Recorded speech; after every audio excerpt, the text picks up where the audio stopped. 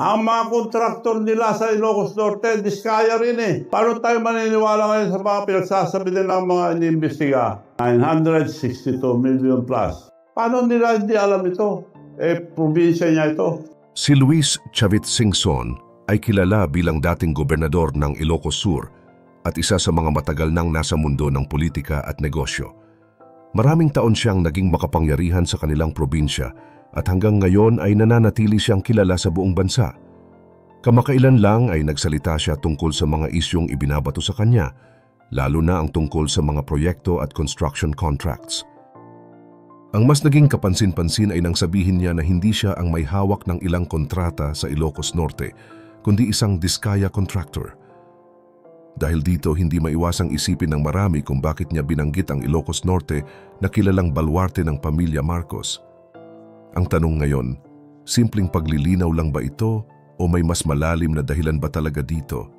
Pero bago po ang lahat, baka pwedeng pa-like ang video na ito dahil napakalaking bagay na ito sa aming content creators. Maraming salamat po. Sa isang panayam, sinabi ni Chavit na wala siyang tinatago. Ayon sa kanya, kung totoo ang paratang na may mga ghost project ang kanyang kumpanya, ay mas mabuting makulong na lang siya. Malinaw niyang sinabi na kung wala na siyang posisyon sa gobyerno, maaari na siyang magnegosyo dahil pinapayagan naman ito ng batas. Para sa kanya, normal lang na pumasok sa negosyo tulad ng construction o iba pang kumpanya na kanya ring hawak. Ngunit hindi rito natatapos ang usapan. Kahit wala na siya sa pwesto, marami pa ring miyembro ng kanyang pamilya ang nasa gobyerno.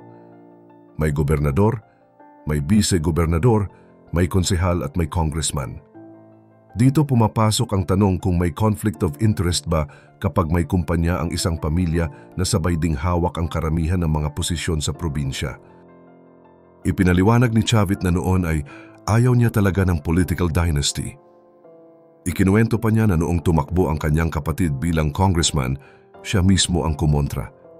Nang sumunod na kapatid naman niya ang tumakbo, muli niya itong tinutulan. Pero habang tumatagal, pinayagan na rin niya ang mga kamag-anak na sumabak sa politika. Ang resulta, lahat sila nanalo at halos walang kalaban. Ang gobernador ay walang nakatapat, ang vice-gobernador walang katunggali, pati mga mayor at board members ay nanalo rin ng walang karibal. Ayon kay Chavit, dahilan daw nito ay kontento ang mga tao. Anya, natutulungan nila ang mga magsasaka at negosyante sa kanilang lugar, kaya wala nang gustong lumaban sa kanila. Dagdag pa niya, hindi na raw ganon kalakas ang isyu ng anti-dynasty ngayon dahil mas matalino na ang mga botante. Kahit bigyan daw nila ng pera ang mga tao, kung hindi ka karapat-dapat ay hindi ka nila iboboto. Ngayon, dito pumapasok ang mas mainit na punto. Sa kalagitnaan ng panayam, sinabi ni Chavit na hindi siya ang may hawak ng ilang kontrata sa Ilocos Norte, kundi isang diskaya contractor. Ang pahayag na ito ay nagbigay ng malinaw na mensahe na gusto niyang ilayo ang sarili niya sa issue. Ngunit dahil Ilocos Norte ang tinutukoy, hindi maiwasang maiugnay ito sa pamilya Marcos na siyang nakaupo roon.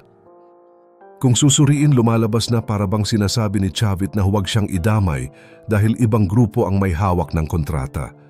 Maaari itong tingnan bilang simpleng paglilinaw, pero maaari rin itong makita na mayroon siyang patama sa mas mataas na antas ng politika.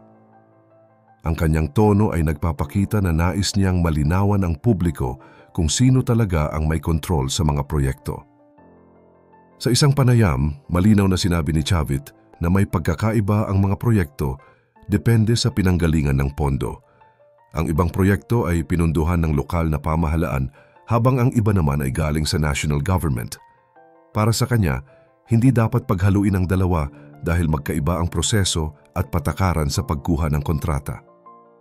Sinabi niya na ang mga proyektong pinag-uusapan ay na-inspeksyon na noon pa at walang naitala na pagbagsak o malalang sira. Bilang pangangalaga, ayon sa kanya, kung may makitang substandard na trabaho, may pananagutan raw ang contractor at kung kinakailangan ay mananagot din ang mga miyembro ng kanyang pamilya na sangkot. Ito ang kanyang pangako na kung may mali, may kaakibat na parusa. Ibinahagi din niya na maraming contractor ang nakatanggap ng trabaho sa kanilang lugar. hindi daw iisa o iilan lamang ang nakikinabang.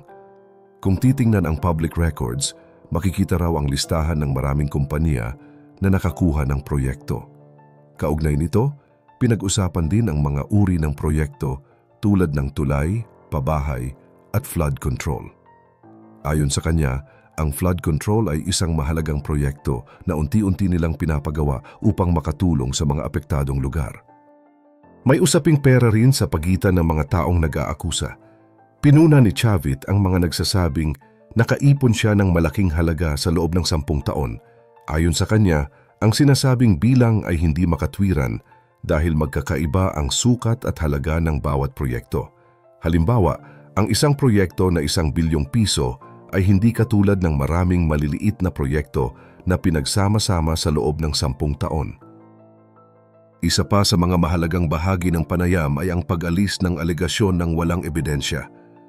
Tinawag niya itong gawa ng mga taong gusto lamang magturo ng pangalan para lang makakuha ng atensyon. Sabi ni Chavit, kapag walang matibay na patunay na may ghost project o substandard work, ang mga akusasyon ay pwedeng mauwi sa libel at may legal na kahihinatnan ang magbubulong ng walang ebidensya.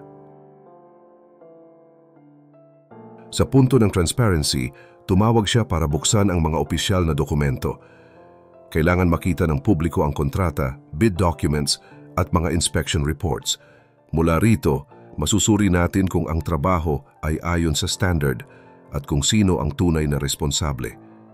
Ang paghingi ng dokumento ay hindi lamang para patunayan ang sinasabi ng isa o ng isa pa, kundi para rin maprotektahan ang karapatan ng mga kontratista at mga mamamayan. Binigyang diin din na kailangang may independent audit. Ang audit mula sa isang tagalabas na hindi kaugnay ng sinuman sa lokal na politika ang magbibigay ng mas malinaw na larawan. Dapat ring tukuyin ng audit kung may nakita man na pang-aabuso sa pagkuha ng kontrata o sa kalidad ng gawa. Kapag may napatunayang problema, dapat agad may aksyon at kapag wala naman ay dapat huminto na ang mga paninira. Matapos ipaliwanag ni Chavit ang tungkol sa mga proyekto at kontrata, nagpatuloy naman ang usapan sa mas personal na karanasan niya. Ayon sa kanya, kapag nagsasalita ka sa publiko, natural na may mga taong hindi matutuwa at agad nababatikos. Binanggit niya na uso na ngayon ang mga troll na nagkakalat ng masasakit na salita online. Para sa kanya, mas importante ang aksyon ng mga ahensya kaysa sa mga walang basehang salita. Muli niyang iginiit na dapat unahin ang investigasyon sa mga flood control projects na hawak ng mga Diskaya sa mismong probinsya ng mga Marcos. Dito lumalabas na hindi lang ito tungkol sa kanya kundi tungkol na rin sa mas malaking issue. Para bang sinasabi niyang, kung titignan niyo ako, dapat mas lalo ninyong tingnan sila. Sa usapan, lumabas din ang mga pangalan ng ilang personalidad sa Ilocos Norte. May mga kongresista at lokal na opisyal na umano ay may kinalaman sa mga kontrata. Nabanggit ang bagong mayor ng Lawag na sinasabing nakasama sa issue ng pagtanggal sa isang kamag-anak na contractor. Malinaw ang naramdaman ni Chavit matapos ang eleksyon. Ayon sa kanya, todo suporta ang ibinigay niya, ngunit pagkatapos manalo ay tila nakalimutan na siya. Ikinuwento pa niya ang kanyang karanasan sa Japan kung saan naramdaman daw niya ang malamig na pakikitungo sa kanya.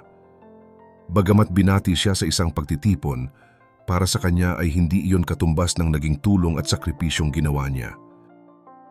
Sinubukan din daw niyang makipag-ugnayan matapos maupo si Marcos bilang Pangulo. Dumaan siya sa mga private secretary at appointment secretary, ngunit wala raw nangyari. Hindi siya nabigyan ng formal na pagkakataon na makausap ang Pangulo. Sa puntong ito, malinaw na may sama ng loob si Chavit, lalo na sa pakiramdam na iniwan siya matapos ang lahat ng kanyang ginawa. Bukod dito, binigyang diin din niya ang kanyang pagkadismaya sa ilang pulisya ng kasalukuyang administrasyon. Isa na rito ang paghawak ng Pilipinas sa issue ng China. Para kay Chavit, mas makabubuti kung neutral ang bansa at parehong kaibigan ang ituring sa China at Estados Unidos. Ayon sa kanya, malaki ang benepisyong dala ng pakikipagkaibigan sa China mula sa negosyo hanggang sa tulong na pwedeng ibigay sa mga Pilipino.